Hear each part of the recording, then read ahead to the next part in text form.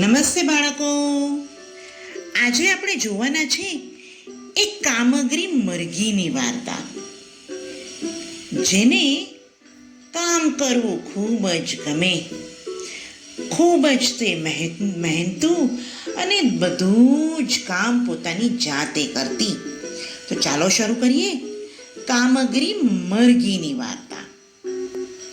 વાર્તામાં કોણ કોણ છે? વાર્તામાં છે મરઘી,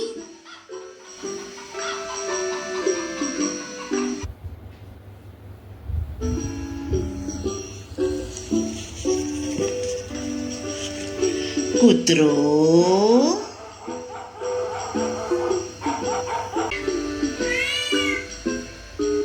બિલાડી,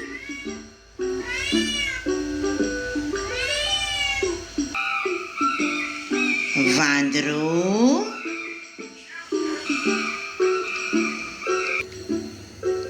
અને મોર.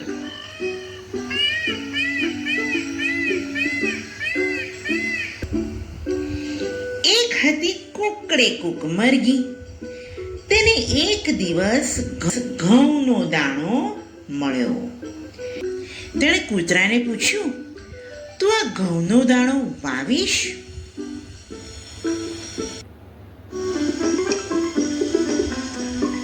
હું નહીં વાવું, હું નહીં વાવું, હું નહીં વાવું, હું નહીં વાવું. ત્યાર પછી તે આગળ વધી અને તેણે બિલાડીને પૂછ્યું, તું આ દાણો વાવીશ?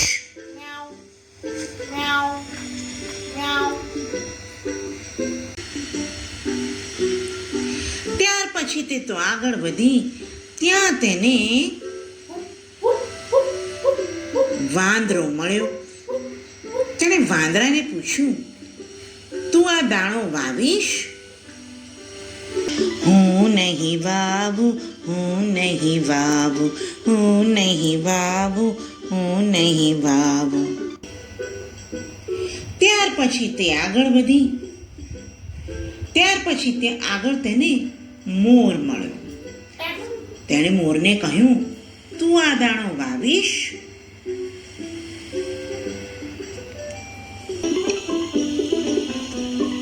હું નહીં વાવું, હું નહીં વાવું, હું નહીં વાવું, હું નહીં વાવું.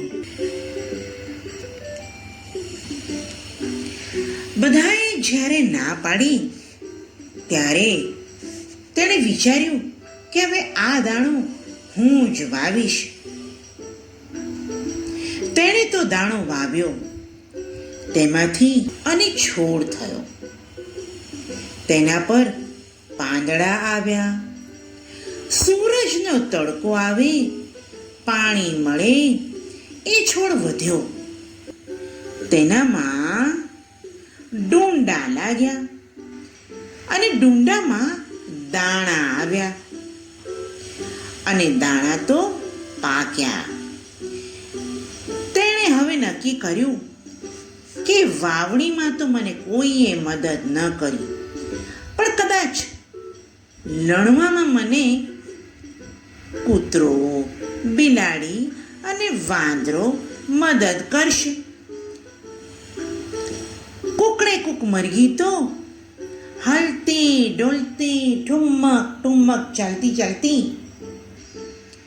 કૂતરા પાસે ગઈ અને કહ્યું, હવે તો છોડ તૈયાર થઈ ગયો છે, લણવાનો સમય આવી ગયો છે, તો કૂતરાભાઈ તમે મારી મદદ કરશો?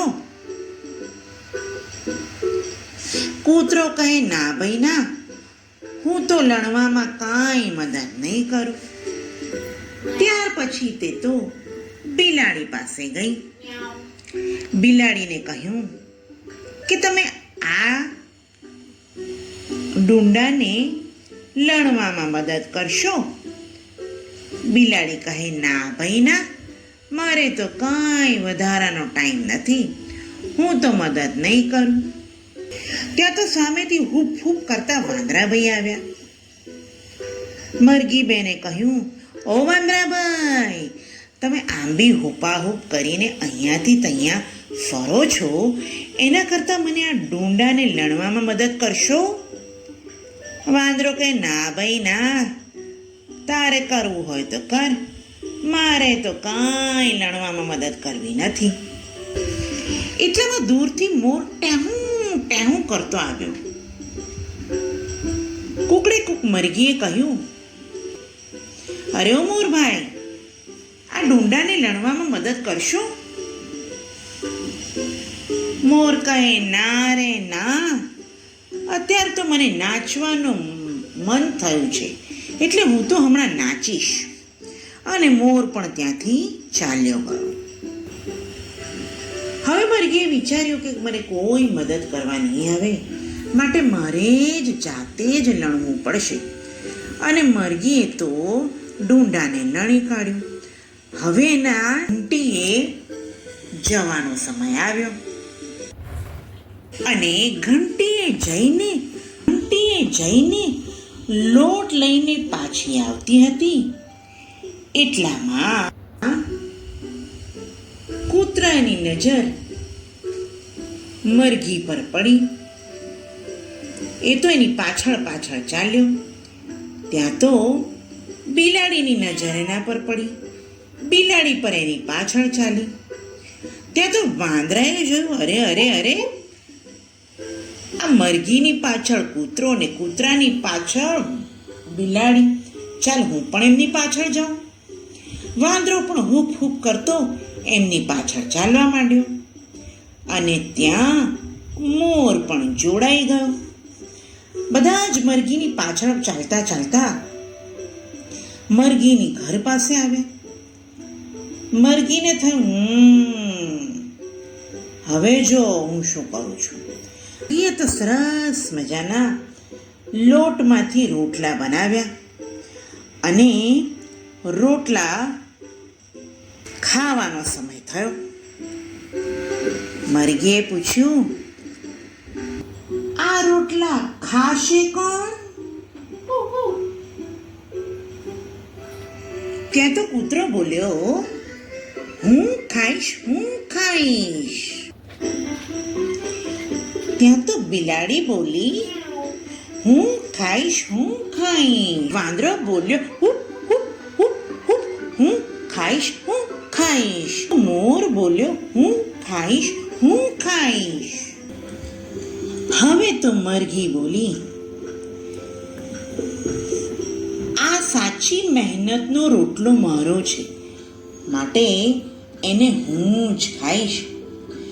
જો રોટલો ખાવો હોય તો ભાઈ મહેનત પણ કરવી પડે.